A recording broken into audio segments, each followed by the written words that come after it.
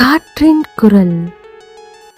Hello மக்களே, ஒரு கதை சொல்லட்டா நிகழ்ச்சியில் காற்றின் குரலாய் உங்களுடன் இணைந்திருப்பது உங்கள் சகி. மழை எல்லா மண்ணிலையும் ஒரே மாதிரி விழாது. சில மண்ணுல அது மண் வாசனையை தரும், சில மண்ணுல அது வெள்ளத்தை தரும். சில மனிதர்களோட வாழ்க்கையிலையும் அப்படிதான். ஒரே கஷ்டம் ஒருத்தரை உடைக்கும், இன்னொருத்தரை உருவாக்கும். இந்த கதை ஒரு மனுஷன் எப்படி மெதுவா மண்ணை போல மாறினாங்கிறதுக்கான கதை. அவன் பேரு ஆதி. திருவாரூருக்கு பக்கத்துல இருந்த அந்த கிராமம் தமிழ்நாட்டு வரைபடத்துல ஒரு பெரிய இடத்துலலாம் இருக்காது. ஆனாலும் அங்க இருந்த மனுஷங்களோட கதைகள் மிக பெரியது. காலையில அங்க பறவைகள் எழுப்புற சத்தத்துலதான் அந்த நாளே தொடங்கும். மாலை நேரங்கள்ல பெண்கள் வீட்டு வாசல்ல தண்ணி தெளிப்பாங்க. வயலுக்கு போற மனிதர்கள் சூரியன் உதிக்கிறதுக்கு முன்னாடியே நடந்து போயிட்டு இருப்பாங்க. அந்த ஊரோட கடைசி தெருவுல இருந்த பழைய வீட்டுலதான் ஆதியோடைய வாழ்க்கை ஆரம்பித்தது. சின்ன வயசுல இருந்தே அவன் வேற மாதிரி. மற்ற பிள்ளைகள் விளையாடும் போது அவன் மண்ணை பார்த்துட்டு இருப்பான். மழை வந்ததுக்கு அப்புறம் வயலோட வாசனைய ஆழமா சுவாசிப்பான். அவனோட அப்பா முருகேசன் ஒரு விவசாயி. மண்ணை காதலிச்சா அதை நம்மளை கைவிடாதுன்னு அடிக்கடி அவர் சொல்வாரு. ஆதி அந்த வார்த்தையை நம்பினான். ஆனா வாழ்க்கை எல்லா உண்மைகளையும் உடனே நிரூபிக்காதுல. ஆதிக்கு ஒரு 15 வயசு இருக்கும்போது அந்த ஊர்ல சரியா மழையே இல்லை. தொடர்ந்து ஒரு 3 வருஷத்துக்கு மழையே இல்லை. வயல் உலர்ந்து போச்சு, கிணறுகள் காலியாச்சு, மக்கள் கடன் வாங்க ஆரம்பிச்சாங்க. முருகேசனும் வாங்கினாரு. அடுத்த வருஷம் சரியாயிடும் நம்பினாரு. ஆனா அடுத்த வருடமும் வறட்சி. ஒரு நாள் இரவு ஆதி தண்ணி குடிக்க எழுந்தப்போ அவன் அப்பா வீட்டுக்கு வெளியே தனியா உட்கார்ந்து இருந்தாரு, வானத்தை பார்த்துக்கிட்டு. அந்த இருள் நேரத்துல கூட அவர் முகத்துல அந்த தோல்வியோட அடையாளம் தெரிஞ்சது. அந்த நொடியில தான் ஆதி முதல் முறையா பயந்து போனான். சில நாட்கள் கழித்து கடன் கொடுத்தவங்க எல்லாம் வீட்டுக்கு வர ஆரம்பிச்சுட்டாங்க. எப்போ தரப்போறங்கிற கேள்விதான் தினமும். அம்மா மீனாட்சி அமைதியா இருப்பாங்க. ஆனா அந்த அமைதிக்குள்ள அவமானம் இருந்துச்சு. ஒரு நாள் பள்ளியில ஆசிரியர் கேட்டாரு, உங்க அப்பா என்ன வேலை பாக்குறாரு? முன்னாடி ஆதி பெருமையா சொல்வான், விவசாயின்னு. ஆனா அந்த நாள் அவன் தலை குனிஞ்சான். ஏன்னா அந்த சமுதாயம் விவசாயிய மதிக்காம இரக்கம் பார்க்க ஆரம்பிச்சிருந்தது. காலம் மெதுவா நகர்ந்துச்சு. ஒரு நாள் காலை முருகேசன் வயலுக்கு போனவரு திரும்பி வரவே இல்லை. அங்க உள்ளவங்க எல்லாரும் தேடினாங்க. இறுதியில அவர் வயலுக்கு நடுவுல விழுந்து கிடந்தாரு, உயிர் இல்லாம. அந்த மண், அவர் வாழ்நாள் எல்லாம் காப்பாற்ற நினைச்ச அந்த மண்ணு இறுதியில அவரையே எடுத்துக்குச்சு. அந்த இறுதி நிகழ்ச்சிக்கு பிறகு வீட்டுல சத்தமே இல்லை. மீனாட்சி பேச்சையே குறைச்சிட்டாங்க. ஆதி மட்டும் ஒரே இரவுல பெரியவன் ஆயிட்டான். அடுத்த நாள் காலையில அவன் ஸ்கூலுக்கெல்லாம் போகல, வயலுக்கு போனான். உலர்ந்த மண்ணை கையில எடுத்து பார்த்தான். அந்த கண்கள்ல கண்ணீர். அப்பா இதைத்தானே நம்பினாரு என்று மனசுக்குள்ளேயே கேட்டுக்கிட்டான். அந்த வருடமே அவன் படிப்பை நிறுத்திட்டான். நகரத்துக்கு போனான். திருச்சியில ஒரு உணவகத்துல வேலை. காலையில இருந்து ராத்திரி வரைக்கும் பாத்திரம் கழுவணும். வெயில், சோர்வு, அவமானம். ஆனா அவனுக்குள்ள ஒரு கோபம் இருந்துச்சு. வறுமையால யாருக்கிட்டையும் குனிய கூடாதுன்னு.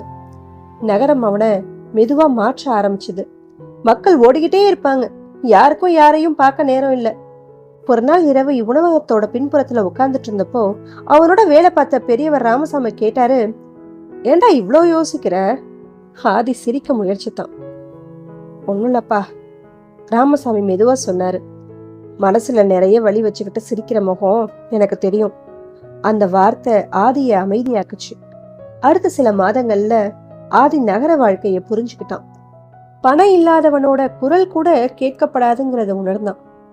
ஆனா அவனோட அப்பாவோட முகம் மட்டும் மறையவே இல்லை. வயலும் மறையல, மண் வாசனை மறையல. ஒரு நாள் சந்தையில காய்கறி வாங்க வந்த ஒரு வயதான மனிதர் உணவகத்துல உட்கார்ந்து இருந்தாரு. அவர் விவசாயத்தை பத்தி பேசிட்டு இருந்தாரு. மண்ணை விட்ட மனுஷன் இறுதியில தன்னையே இழக்கிறான் அப்படின்னு சொன்னாரு. அவர் சொன்ன அந்த ஒரு வரி ஆதிக்குள்ள எங்கேயோ ஒரு தீய மூட்டுச்சு. அந்த இரவு அவனால தூங்கவே முடியல. திடீர்னு ஒரு முடிவு எடுத்தான். நான் திரும்ப போறேன். ஊருக்கு திரும்பினான். அவன் திரும்பின அந்த நாள் மக்கள் அவனை பார்த்து சிரிச்சாங்க. விவசாயத்துல என்ன இருக்கு இப்படிலாம் கேட்டாங்க. உன் அப்பா வாழ்க்கையே போச்சு இப்படியும் சொன்னாங்க. ஆனா இந்த முறை ஆதி அமைதியா இருந்தான். ஏன்னா அவன் தோல்வியிலிருந்து ஓடி வரல, அதையே நேரா பார்க்க வந்திருந்தான். அவன் திரும்பவும் வயலுக்கு போனான். முதல்ல சின்ன நிலம், தண்ணீர் குறைவு, பணம் இல்ல. ஆனா அவன் வேற மாதிரி யோசிக்க ஆரம்பிச்சான். பழைய முறையை மட்டும் பிடிச்சுக்கல. புதிய விதைகள், மழைநீர் சேமிப்பு, சின்ன காய்கறி தோட்டம், மெல்ல மெல்ல மக்கள் அவனை கவனிக்க ஆரம்பிச்சாங்க. முதல் வருடம் பெருசா லாபம் இல்ல, ஆனா இழப்பும் இல்ல. 2வது வருஷம் மற்ற வயல்கள் எல்லாம் உலர்ந்திருந்த நேரத்திலையும் அவனுடைய வயல் மட்டும் பச்சை பசேல்னு இருந்தது. மக்கள்லாம் ஆச்சரியப்பட்டாங்க. எப்படின்னு அவங்கிட்டயே கேட்டாங்க. ஆதி சிரிச்சான். மண்ணை கேட்டு வேலை செஞ்சா அதுவே சொல்லித்தரும் என்றான். காலம் நகர்ந்துச்சு.